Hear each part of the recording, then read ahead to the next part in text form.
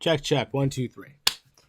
What's up, Jedi Jive? Welcome back. My name is Mike. Joining us again is my sister Jenny. Hey, guys. We got another Ahsoka reaction coming at you. Last week's episode 5 was what I would call tentpole Star Wars. That's what I said about when Luke Skywalker first showed up in Mandalorian Season 2. Yeah. That there's just those moments in Star Wars that are like, well, that's a tentpole.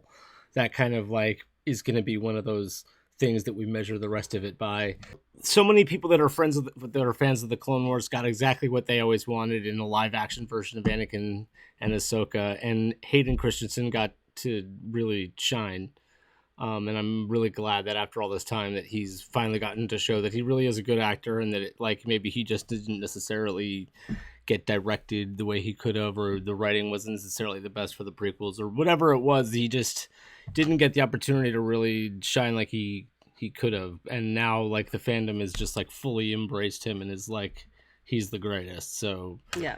And Dave Filoni is definitely like, since he's at the helm, he's been really fully to credit for most of this. So like, Dave Filoni, please keep doing what you're doing. We love every aspect of it.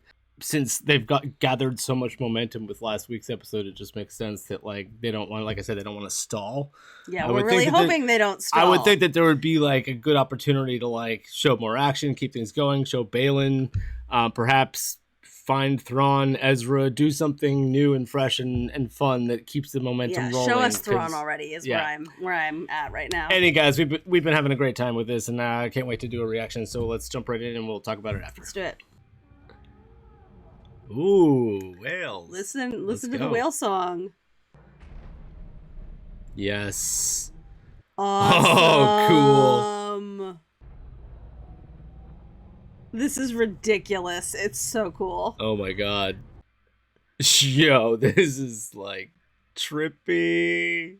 History of the Galaxy parts 1, 2, and 3. 1 being the best, of course. Perhaps for Sabine, it was the only choice. A choice she made for herself. Tell me one of those stories. Very well. Ah!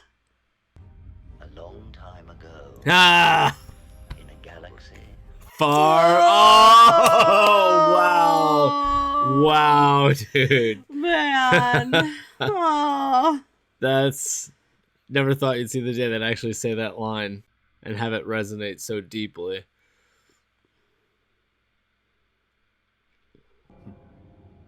You find your situation confining?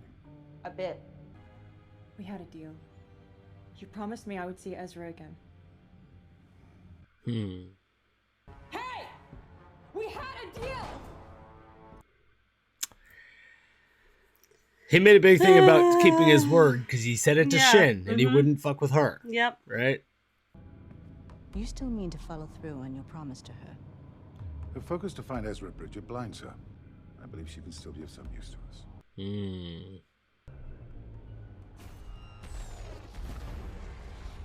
Oh, that Wow. looked cool. Whoa.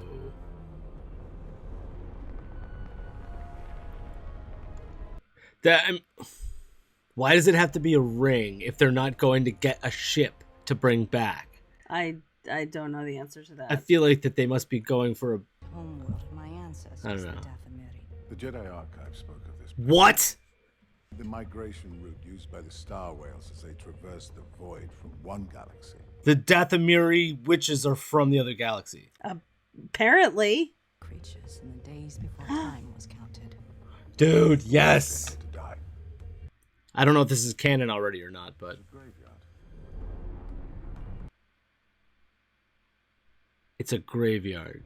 The whales came here to die, he said. This is a graveyard.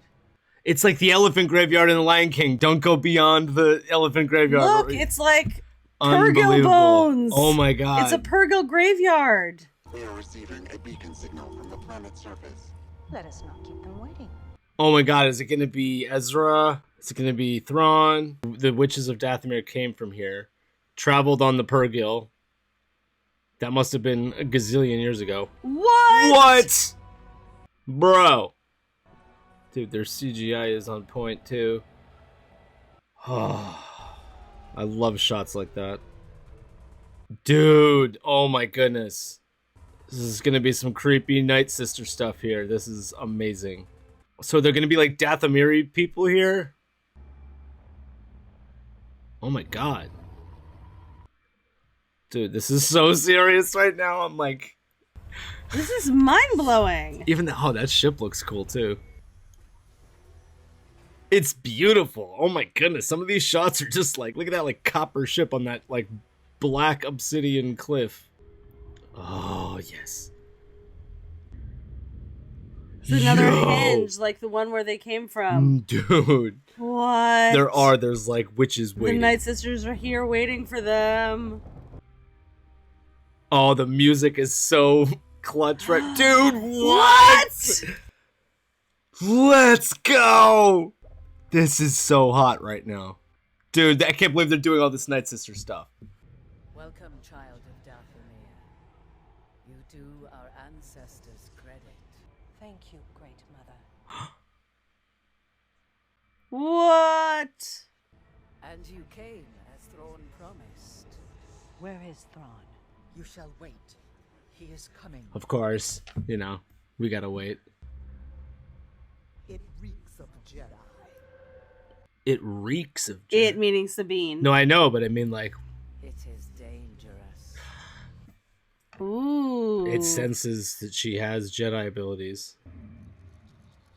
Dude, oh my goodness. This is scary. This is kind of scary right now.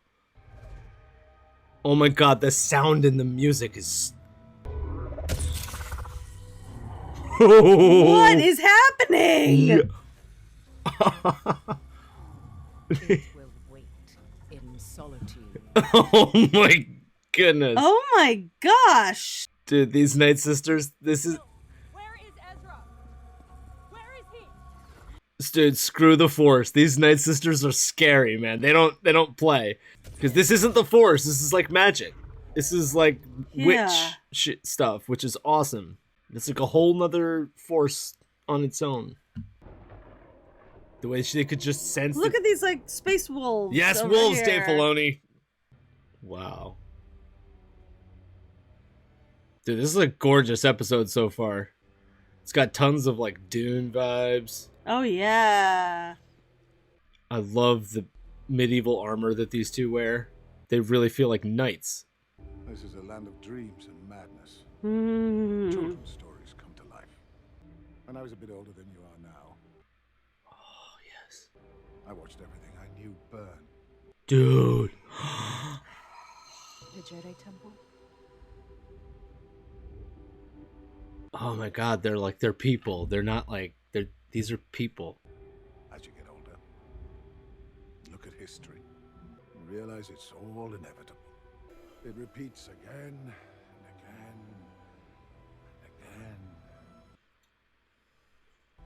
And isn't it our turn now? That sort of power is fleeting. Oh.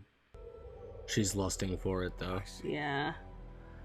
It's the beginning, She's gonna betray him. so I may finally bring this cycle to an end. Nah, okay. They just made her killing him inevitable. If the old stories are true, It seems likely, doesn't it? And she's gonna, when she kills him, she's gonna say like, or he's gonna say how inevitable. It's gonna be like Yeah. that. They just like wrote that story. Wow. Balin is like one of my new favorite characters. Yeah.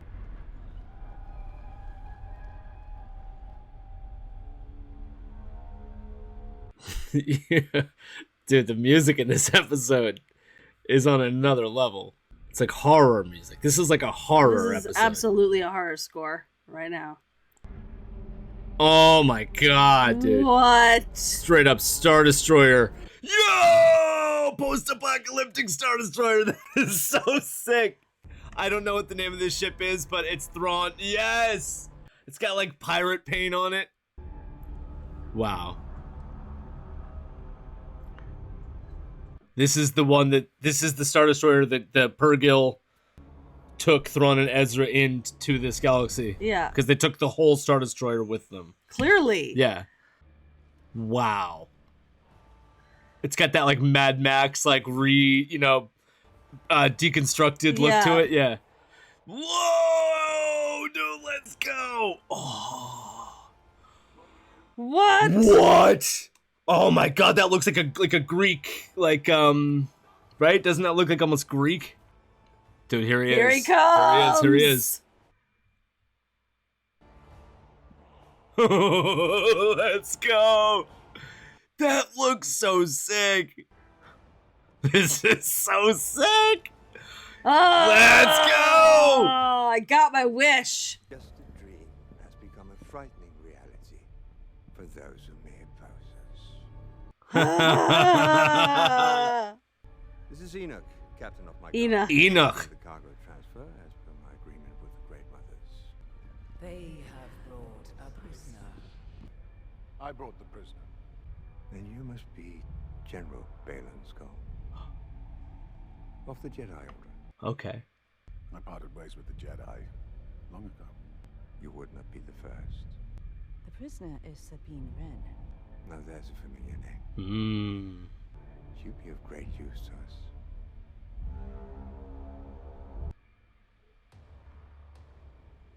Dude, this music. I know, right? They're going next level with the audio in general. Where's Ezra? Ah, yes. You shall have provisions, amounts, and our latest intel on Bridget's whereabouts. So that's it? You're just gonna let me walk out of here? They want to find Ezra. They want to snuff him out with her. You've gambled the fate of your galaxy on that belief. You wouldn't understand. Perhaps not. What kind of ride you got around here?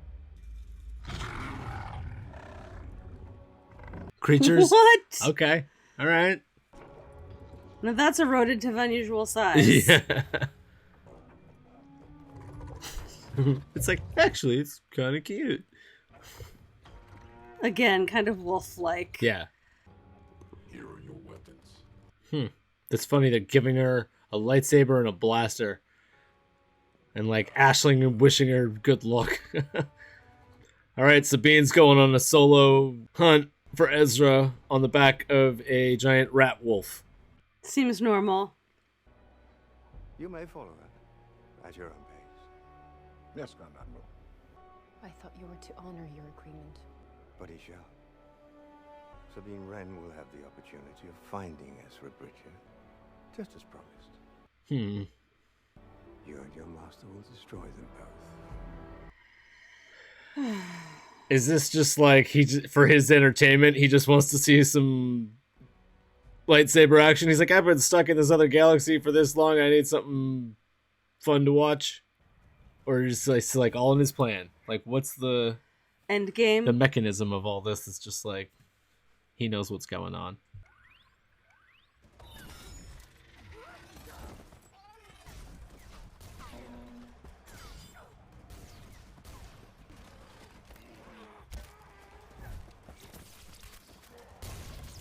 Nice move. There's that Mandalorian shit. Yeah. Let's go. Yes. Let's go.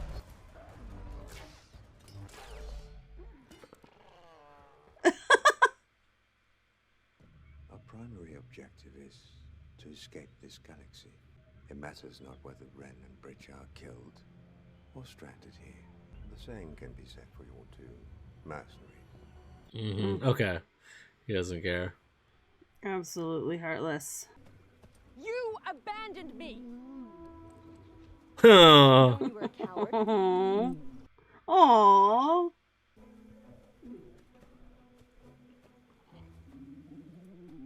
Aww.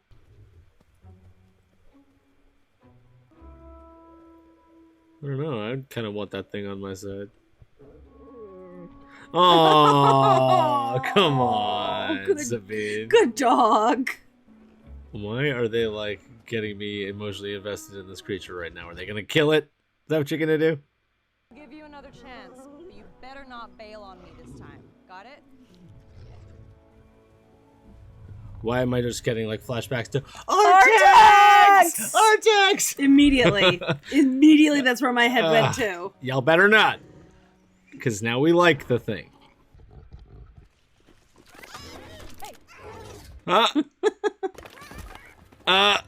It's a Muppet. It's like a little hermit crab person.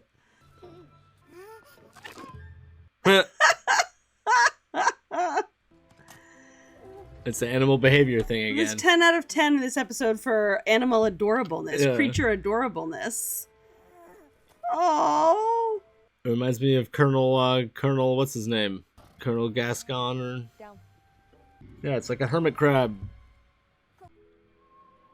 Oh. Take me to your leader. This?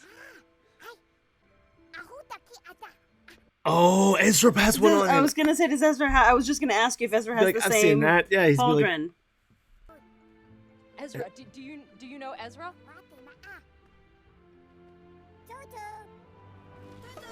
yeah, okay, there's a whole bunch of them. Makes sense. I feel like people are, there's gonna be half the internet's gonna love this, half the internet's gonna hate it. It's got a very Jim Henson vibe about it, you know? Yeah. It's very like Dark Crystal. Do you know Ezra Bridger? He's my friend. Yes! What? Okay, Okay, enough come on, already. come on. Let's go somewhere. Let's go get Ezra already. Come on. I feel like how are they going to separate Sabine and this Howler now? Like, they feel like they've just bonded them together. Like, but like I said, they're making us care for this CGI wolf so that when they kill it, we're going to have our hearts broken. He was trained as a Jedi. You, I trained to be something more. Oh, yes. The legend of Shin grows. Something stirs here. I see bandits. There's no Get- need for bloodshed. The enemy of our enemy is our friend. For now. For now. All right. I knew I could count on you. Yes! Whoa! Let's go! All right, so he is just chilling with the lobster people. The lobster people. Wait.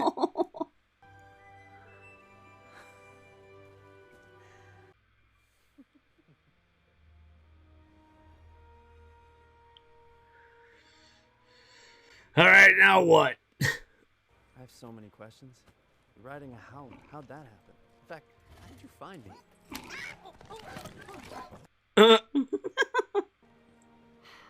Let's not talk about that. Not right now. I just want to be happy that I found you. Thanks for coming. It seems awfully casual. She just literally crossed the void into a different galaxy to find him, and he's kind of like... He tried to get serious, and she was Cool. like, not right now, dude. I know, So- both of them, though. It seems a little casual. Yeah. I'm like, the epicness of the situation doesn't seem to be validated. Another comes. A Jedi. Mm-hmm. Could it be the recently deceased Ahsoka Tano? Vela assured me of her death. And yet, he was once a Jedi. We must regard him as flawed. Wow. Thrawn just like cuts right to it. If a star whale approaches Peridia, destroyed with prejudice. Yo, nope. Thrawn's killing the whales. Save the whales, yo. Of your dark magic. Ah, yes. The thread of destiny demands it, Grand Admiral. The thread of destiny. Jesus. Look at those eyes, That's gonna man. be it. Look at those eyes. The music in this episode was on point. Next level. On Next point level music. of music. Such a like horror vibe for the first, majorly the first Yeah. half of this had that like, whoa, they're pulling all of the like horror parts of Doom with like the magic witch mother type Yeah, shit. Like, totally. yeah, like, and it's just like they had that whole voice changer thing going on with them where you could. Yeah. Oh, I love that they totally brought in this Night Sister stuff because they've included it in the video games. They've actually gone into it very heavily in the video game. So Dathomir, it's also like Darth Maul. There's so much history there now. So the fact that they've now established that I don't know if this was canon before, but it's the first I'm hearing of it, that this other galaxy and Peridia, this planet, was the original homeworld of the Dathomir witches, and they rode to the other galaxy on star whales. So it's almost like, panspermia or whatever, but like galaxy to galaxy, like almost like the Night Sisters and the Witches of Dathomir like seeded the shit in this galaxy to begin with, which is like kind of how I think it worked in the comics with like the Yuzhong Vong, which is like a different thing altogether. But that's kind of how they've got this working out now, that like the Night Sisters and Night Sister witch magic is like this whole other thing that's not the Force. And the rules of this world, the vibe of this world, the whole sort of everything about this world does seem like it's a completely different galaxy. Yes. It doesn't resemble the Star Wars universe that we're used to in really any way whatsoever. Dude, I loved this episode. I kind of said it right in the beginning where I was like, they established so much momentum with that previous episode that it's like they got to kind of do something new and fresh that's really interesting, that's going to keep the momentum going, because like, wow, it's hard to follow up last week, and boy did they ever, because the music and the audio and the like horror vibe right off the bat was really like, ooh, this is tasty. There was only like a little bit of Ahsoka and Hu Yang in the beginning, which was a nice little scene. That was a cool beautiful scene. little scene, though, when he begins to tell her the story, the sort of like knee-jerk reaction that we both had, and I'm sure that the entire a long time ago in a galaxy when he far, said far long, away. long ago in a galaxy far, far away. That was a beautiful moment. Oh my god. I mean, it's almost like, it's just very serendipity is not the word, but it's just very like, because it wasn't forced and it wasn't like that's cheesy, because it fit perfectly, and it was very it just dropped right into place. It had the perfect little harmonious little, and it just fits in with everything that George Lucas set Star Wars up as, like that whole like it rhymes, it's poetry, it's got like a repetitive, you can tell that's, and even Balin was going on and on and on about like what he wants to stop is that cycle, that like that never ending, like it, like he left the Jedi because he liked it on paper, but like in practice it just wasn't working for him. Like, and Balin, that whole scene with Balin and Shin, I was like, wow, these are people. Like it's like with complex motivations and backstory. This and guy all the was a thing that Jedi, makes a three-dimensional character and not just a cardboard villain. and he had all of the same reasons to leave the Jedi that Ahsoka Tano did. So that brings me full circle back to like it was the first couple episodes where I was like, Ahsoka Tano and Balin Skull actually have like a ton in common with each other. Yeah, in absolutely. terms of becoming, like I'm not for this anymore, and they left the Jedi. But he isn't a bad person at heart. Those bandits on the hill, Shin was like, "Ooh, let's kill them," and he was like, "No, we don't. There's no need for bloodshed." Need for that. Yeah. He's like, for now. So it's like he's willing. Zen. He'll kill people if he has to, but it's not on his agenda to be a murderer. Like, like he's not like Darth Vader who will kill a billion people. He'd actually rather not kill people, and that complexity is very, because if you think about it, when Balin Skull first showed up on that New Republic ship in the beginning, it was the captain that was being a dick to him, and he wasn't trying to kill anybody. He was just trying to go break Morgan Elsbeth out, but then the guy was like, hold up, and then Balin Skull. So it's like, and then if you watch the Ahsoka Tano fight, Ahsoka Tano draws her lightsaber first. Ahsoka Tano makes the first move. He's just there like, I'm participating. So I love that about Balin Skull, but they made it seem they sowed the seeds of Shin. Like I said, they kind of set it up there to me where she's going to betray him. She's got a lot of anger issues. She mentioned the power, and you could see the look in her eyes where she was like, come to power. Yeah, bloodthirsty she's like, for power. Be able to take power. And I think that, that's what that's going to be, is that she's going to betray her master and kill Balin Skull, and it's going to be that how inevitable situation, because that he'll be proving himself right by getting killed, essentially. Yeah. And it's very like that also rhymes with kind of the way Palpatine like just knew like Vader or Luke was going to strike down Palpatine, or Luke was going to strike down Vader. That there's always that like there can only be two, and like I got everything I wanted from this episode. I wanted to see the other galaxy, and I wanted them to show us Thrawn. And I got exactly what I wanted, so I am very, very happy. That's funny, because if you went back to the beginning of the season and you were like, yo, in episode 6, they drop Thrawn and Ezra in the same episode, and it's totally cool. Loved the character reveals, but like almost like the meat of the episode around it was my favorite part, honestly. Yeah. And we didn't really need that much Ahsoka, because we had said before, like the one thing I don't want is like a Dr. Pershing episode where we're like, my God. why are we doing like an hour that of stupid Dr. Pershing episode? Yeah. From The Mandalorian season 3. So here I was just like, it's the Ahsoka show, but we were all on Balin and Thrawn and Sabine finding Ezra. I was ready for that, though. That's what I was hoping for out of this episode, and I'm thrilled that I got it. I also liked the Noti.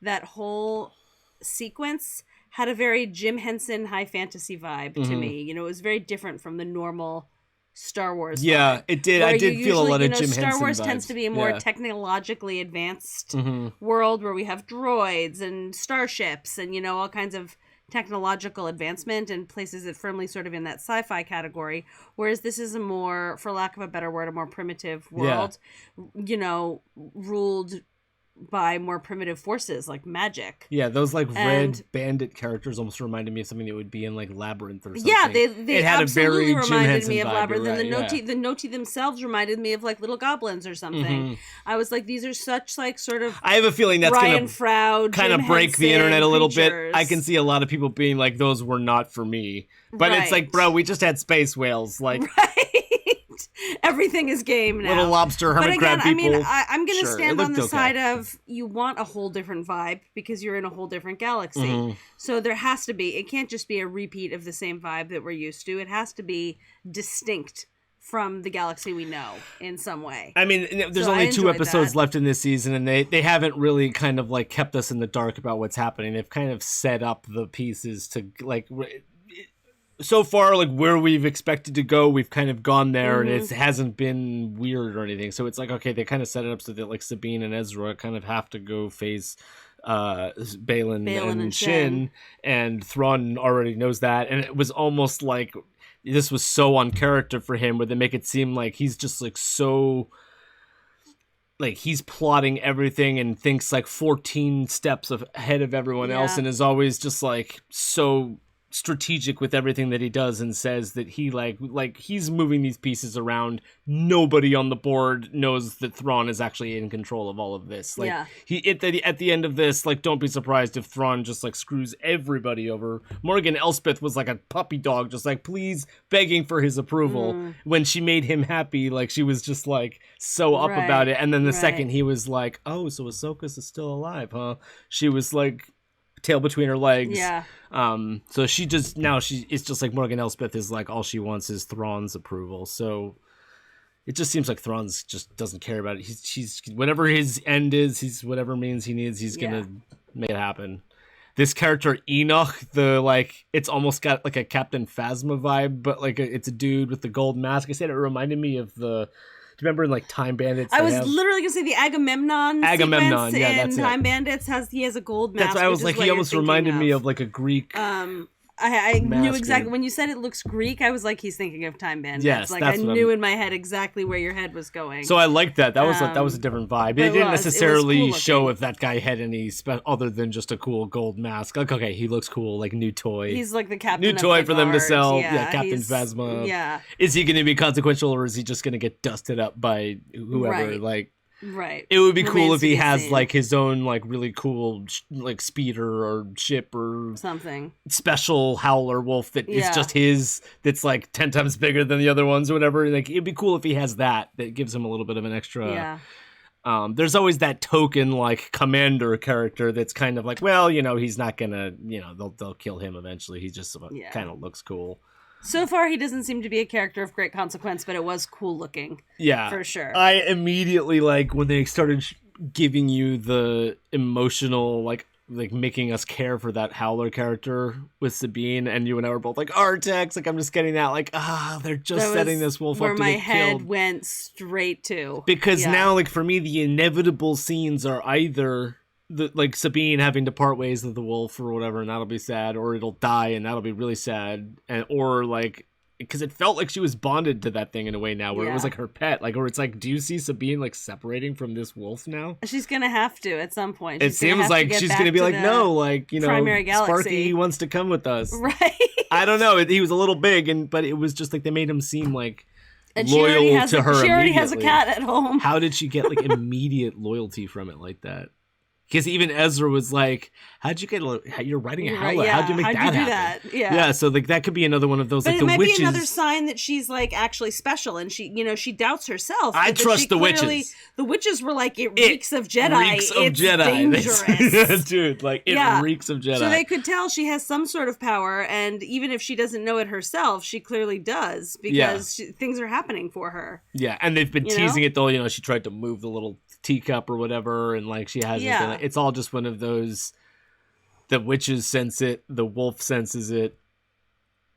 I don't know. She was able to fight Shin, who's a trained. Oh, which is another thing in this episode. They Wow, said this she was trained this the way episode that a was Jedi would full. be trained, but for something more. I love that Bale and Shin scene and how much deeper it made those characters look. Yeah. It made, like I said, unfortunately, at the end of the scene, it kind of made me feel like, okay, Shin is going to go to the dark side. yeah. She is going to go bad. Like I actually mentioned one point where I was like, I'd love to see Shin and Sabine get like reluctantly forced into a situation where they have to cooperate. I with don't one think another. it's incredibly likely because I think Shin's. Just We've seen so that dark enemy and mine so situation angry and before. so- Actually, it was in Rebels where Zeb and Callus, who was working for the Empire, got stuck in a cave together and had to like work together to get out. get And it was out. very like. And that enemy mine situation where like otherwise they'd be trying to kill each other, but now they're like forced to have to cooperate, and it Right. kind of makes them realize like, wait, why are we fighting? Why are our two sides at war? Like we're brothers. Like I feel like the dynamic that's been set up though is not that she's not going to be somebody who's like we're sisters or something like that. She seems like she really is very angry and very lustful for power and yeah. Although thinking of Zeb, that just reminded me, now that we're kind of in this other galaxy, it does kind of seem like we're going to be here now because everybody's here except for Hera and Jason, who don't necessarily need to be brought back into the fold just yet. But it seems like I said, I was right. It seemed like that ring was there for a reason. They want to take Thrawn's ship. Thrawn wants to be able to put his ship on that ring and then go back to the other galaxy.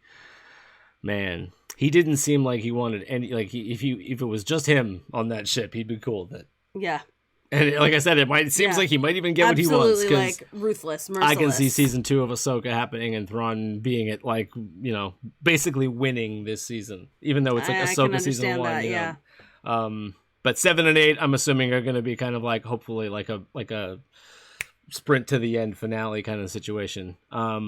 This episode really did it for me, man. Yeah, this was phenomenal. This was everything I wanted and more. This might have actually had the was best episode, great. the best music. And the in it of music any was episode. next level. Yeah. It really was. The music was so effective. In this Also, episode. like that whole beginning sequence of like just like getting there, where they're the whales, where you could see that like rainbow, like kind of just The trippy, hyperspace, like yeah. wow, great imagery. It And made then- me think of one of those like you said, dolphin posters from the 90s where there's like fantasy And stuff then there was that happening like all gold around. copper ship sitting on that like obsidian cliff, and it was just really like, whoa, cool. This is and Yeah. Night Sisters immediately like, yes, this is so fresh. This is so good. And anybody that hasn't played the video games might be kind of like, whoa, this is in Star Wars? What? This is kind of. Well, I know exactly. But oh yeah, no, this I is in haven't Star played Wars. the video games, and I totally understand that it's a complete vibe shift. But like I keep saying, I think that was necessary in this situation. Mhm. Yeah, and I also Yeah. loved that they showed like she called them mother. There was like 3 of them. The There Great was Mothers. The Yeah. Great Mothers. So it was very like, oh, there's this like hierarchy of like witch power too. Yeah. That, like even Morgan Elspeth is just like a worker bee. Yeah. She's nothing compared to these mothers were able to like the Force.